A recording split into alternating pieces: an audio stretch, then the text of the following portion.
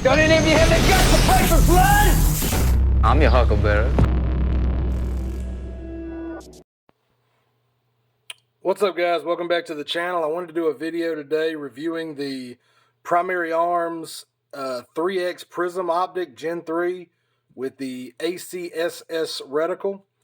Specifically, the reticle on this one is the 556 CQB M2 reticle. Alright, so I've had this thing for a few years now. I've always gone back and forth with what I wanted for optics on my primary rifle. I've tried a few different things throughout the years. I've tried red dots. I've tried like low power variable optics. I've tried regular scopes. And what I've always found is like higher power scopes, completely unnecessary for anything you're actually going to need this rifle for in a self-defense or almost even in a shit hit the fan situation, especially in the area I live in. I'm in central rural North Carolina. We don't really have very many places around here where you're going to shoot, honestly, 300 yards at max, but realistically, that's a rarity. Around here, about 100 yards, 150, maybe 200 yards is about the longest clear line of sight you're going to have anywhere, anywhere you go. And that's just mostly if you're looking at big fields and shit throughout the area. So what I have found is that even with a low power variable optic, those work great. I don't really have an issue with them, but playing around, this setup is what I found to be the fastest for me. So I've got a fixed 3 power, which I have found that 3 power is almost the perfect magnification. I'd prefer it a little bit if this was a fixed 4 power, but it's, that you're really fucking being picky at that point. Fixed 3 power works great. And then I've got an offset red dot that's always on. It's the HoloSun 407 CX2 with the 2 MOA dot. So what my theory on this, I've got the magnified optics for anything 50 yards and beyond. So 50 yards to say 200, maybe, I mean, realistically 300 is perfectly doable with this. And then anything 50 yards and in, I just roll the rifle over a little bit and go with the red dot sight. And it's much faster for me to do that, I have found, just running drills and shit. The downside to doing that, when you're doing the offset optic, I've got mine zeroed at 25 yards, just because I feel like 25 to 50 is where I need that. I can make hits with that red dot out to 100 pretty easily, but once you go past 100, it does become difficult to estimate the drop due to that zero. So it's something I'm still kind of playing around with as far as the red dot setup, but that's not really what this video is about. So I wanted to get into some of the features of the acss 3X Prism optic by Primary Arms. I've owned it now for a few years. I've been shooting with it quite a lot, and I've really kind of thought, I really like this optic a lot. It has 11 brightness settings. And to be honest, I would only really use the brightness settings in low light. During the day, it's got a black etched reticle, and that seems to be working fine. I almost never even cut the illumination on. They boast a 3,000 hour battery life, but it doesn't say what brightness setting, so I'm going to assume around 4 or 5. I can't confirm that. It does have a 32 millimeter objective lens diameter, which is pretty solid. The top pick rail is removable. I did try running the red dot on top of the pick rail. Just not for me. If you guys like it, more power to you, but I fucking hated it. I don't like the chin weld when I'm shooting a rifle. Let's see. The overall specs of the scope. It is 5.6 inches long. It weighs 1 pound, which is, for me, it's not that bad. 1 pound may be heavy to some people that, you may want to go with something lighter. I do believe the Trijicon ACOG is lighter than 1 pound, but it also costs 3 to 4 times as much as this. These are running right now, I think, $289 on Primary Arms website, if you can get them, if they're not sold out. But occasionally you'll catch it like I did. I actually grabbed it on Amazon for $189 a few years back. And I would say, if you can catch it at that price, this is a fucking stellar optic. It has 60 MOA of windage and elevation adjustment. The exit pupil is 10.3 millimeters. What does that mean? I honestly don't fucking know, but it's on the box, so I'm reading it to you. But the coolest thing about this optic, it does have the acss reticle system in it, and I have grown to really fucking enjoy that reticle system. I've actually made a quick video to break down how the reticle works and explain it, and I'll go ahead and cut that in here.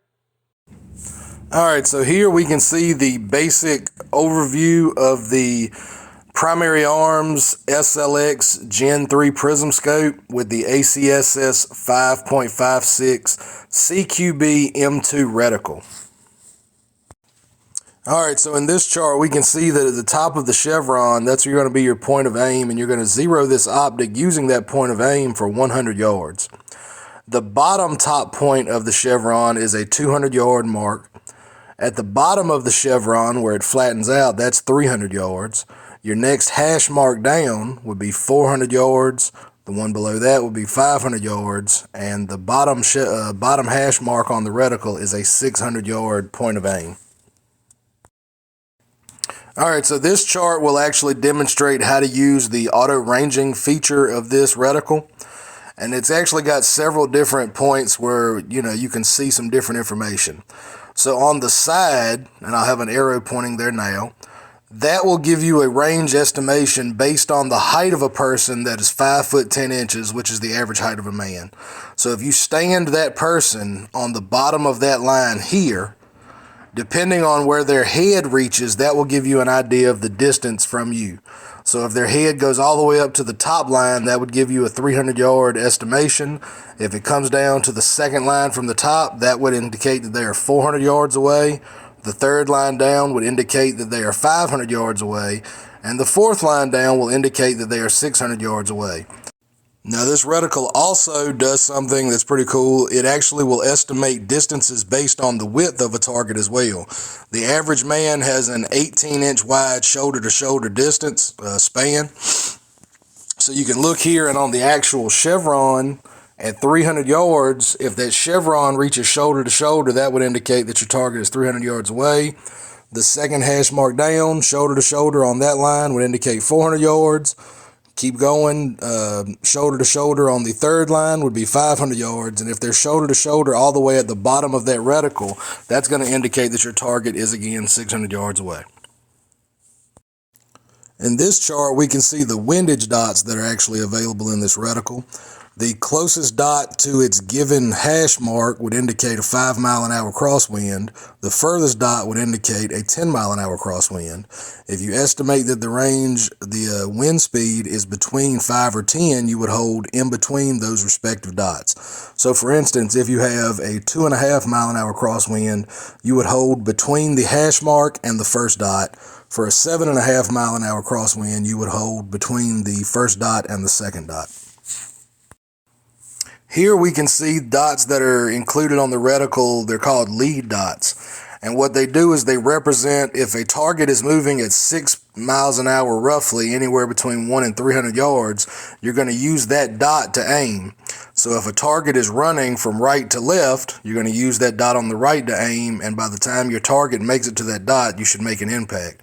Same on the opposite side. If your target is moving left to right, you're going to use that dot instead, and that would simulate a man running at the approximate speed of 6 miles an hour, which is pretty much average.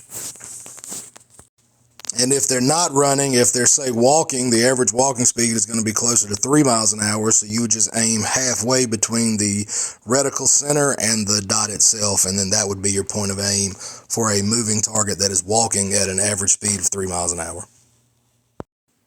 Alright guys, and here you can see the reticle like in actuality. This is propped up on a bipod on the hood of my truck, and I'm looking out across my property and across the road. That's about 250 yards there to the side of that hill. Here's the same thing, but with illumination set to maximum. Oddly enough, the camera actually makes the reticle look a little smaller than the naked eye does, so it's actually a little bit bigger than that when you're looking through it.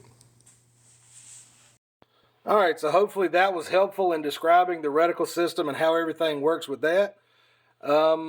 Just a few more notes to kind of get into. One of the things you're going to do, this has the same mounting system as a Trijicon ACOG. So when you first get this, make sure you loosen those bolts up that are holding it together, put a little Loctite on them and tighten them down. I honestly don't remember if they already had Loctite from the factory, but I don't think they did. So just add a little Loctite there. You should be good to go.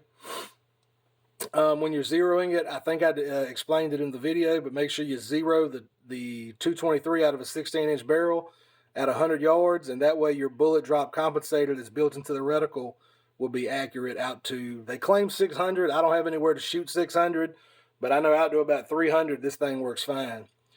Adjustments are quarter MOA. They are audible and tactile. It feels really good and it tracks really well when you're making adjustments.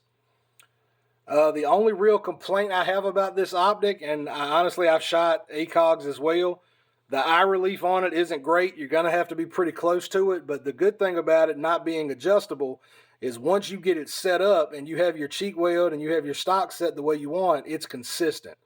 So it is a short eye relief, but you know, when you change, like with a low power variable optic, if you set it up and you have a short eye relief at 1x and then you crank it up to 6, you're going to have a really fucking short eye relief.